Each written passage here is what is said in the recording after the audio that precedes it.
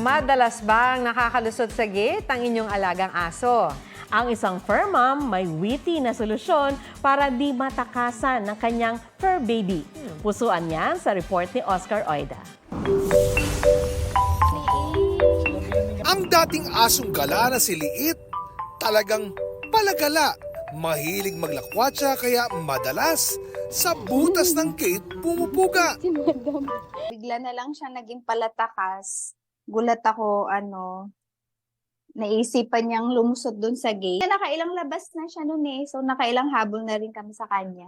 Eh, syempre, hindi naman safe yun. Kahit lagyan ng screen ang butas ng gate, magaling pumuslit si Liit.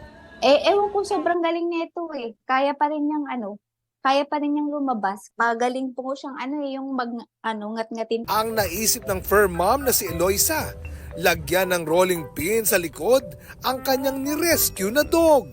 Sakto daw ang size dahil lang subukang lumabas muli. Takas no more. Huli pero hindi kulong ang posaway na fur baby. Sabi ni Eloisa, komportable at nakakahiga si Liit kahit may rolling pin. Panandalian lang daw ito dahil magpapagawa sila ng angkop na gate paglipat ng bahay. Mas hindi po safe sa labas.